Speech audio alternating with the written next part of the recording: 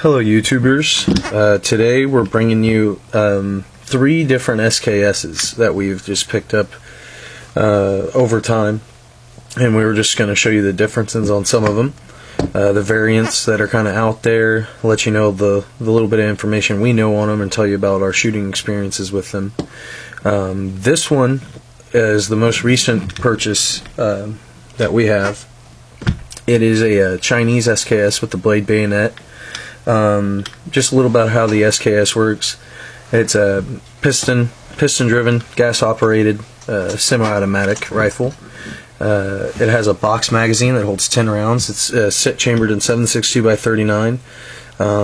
Another style of SKS, well, not really SKS, it's its own gun, the SVT-40. It just operates a lot like the SKS. Those were chambered in 54R, which is pretty cool. But that's just one of those variants out there. As you can see, it's got a sight ladder. You would move your sight up. This bottom one right here is just an all-purpose battle sight. That little marking looks like it's a Cyrillic letter basically. Then it goes, up to 1,000 meters, which the 7.62 x 39 round, I don't know how well it would be doing at distances more than like 400 or 500 meters at most. But these are pretty accurate within the range of 1 to 300 meters. You can do pretty well with them. I know I can hit gong-sized targets with this at like 230 yards standing with just rifle sights. There are all kinds of different attachments you can put on these. You can get decked out stocks, which we actually have 2 nice Tapco stocks that we'll show you. You can get different top covers back here with rails and stuff on them on the side. You can get bullpup stocks for them, all kinds of different things. I believe this SKS has a chrome line barrel, as does the other 2 that we're going to talk about. There's another variant, well, a whole different line of SKSs that had different bayonets. They'd have like a pike style bayonet. This SKS right here with the fixed box magazine can be loaded by a stripper clip, 10 rounds. I like these quite a bit, and I'm starting to like these more than AKs just because I'd rather be carrying a bunch of stripper clips instead of heavy magazines, which if one stripper clip messes up on me, that's only 10 rounds, that's gone. If a magazine messes up on me, that's potentially 30 rounds, maybe between 25, who knows, it's a lot more ammo gone. But on the other hand, you run out of ammo quicker in a 10 round magazine, so who knows.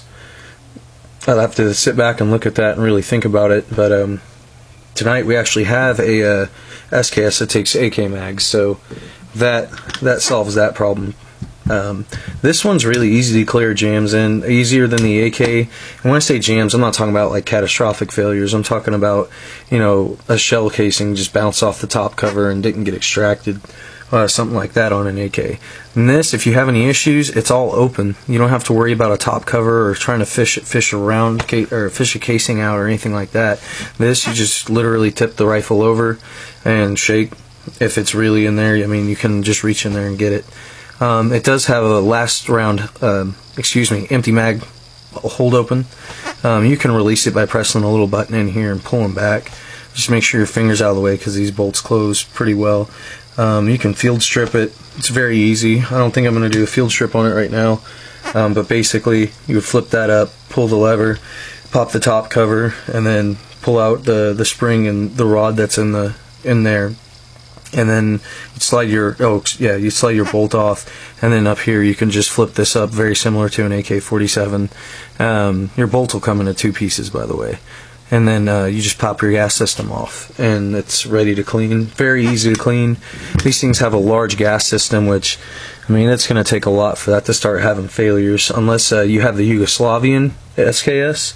And then I've heard of a lot of issues with the ones that have the grenade launcher, like the little switch will corrode out over time because it's really hard to clean, and it'll start falling between settings and stuff like that and won't shoot and cycle correctly. Let's put another SKS up on the table. This is just the standard wood stock that this one came with. So this one's a nothing special. The next one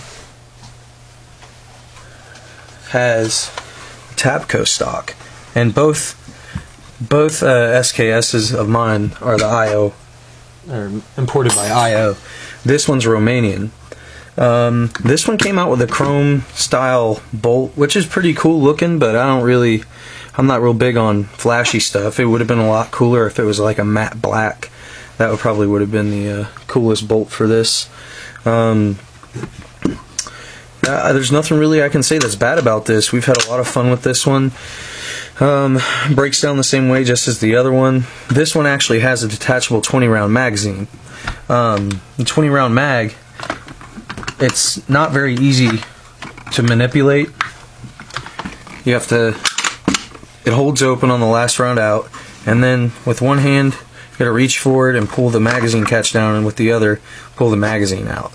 Now, if this closes for some reason, you won't be able to put the magazine in until you have this back open. Or if your bolt slides forward, you won't be able to put the mag in until you have the bolt in the rearward position. And basically, what you have to do is hold the bolt back with one hand and then put your magazine in with the other, which is, you know, a big drawback, but that's only in case your bolt closes. It should be in the held open position when you drop the mag. You know, who knows what can happen. This has a saw pistol grip. I really like the larger pistol grips like that. Gives me something to grab a hold of that, I don't know, my hands are a little bigger, I guess. And then a 6-position adjustable stock. It still has the sling bracket right there, and now since this one is back here, you can still, you know, run different slings and stuff on it. I think that's pretty much it on this one. This one doesn't have the rail there. Some Tapco stocks do, and I'd recommend going with that. You know, it's cool, I guess. It's nice and smooth, but the other one's just as smooth because it has that little cover, and I don't get to put like a foregrip or anything up there, which I guess I could put Picatinny on there, but you know, it would have been nice if the stock had it. But let's show you the other SKS. Let Anthony talk about that one.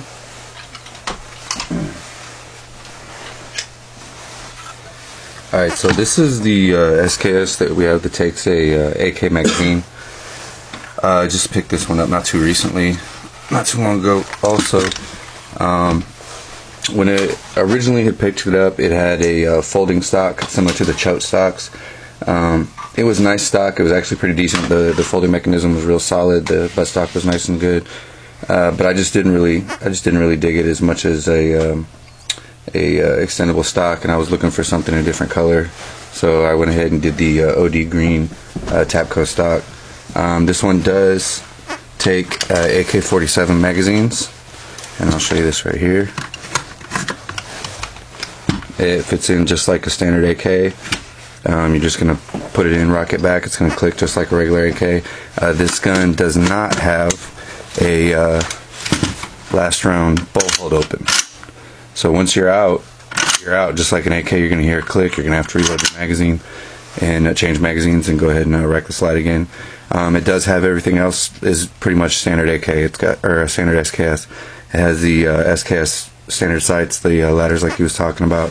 I replaced the front post with one of those Tapco posts. I'm probably going to take it back out and put the metal post back in because I can't really see that yellow post any better than the metal post, so yeah, I'd just rather keep the metal.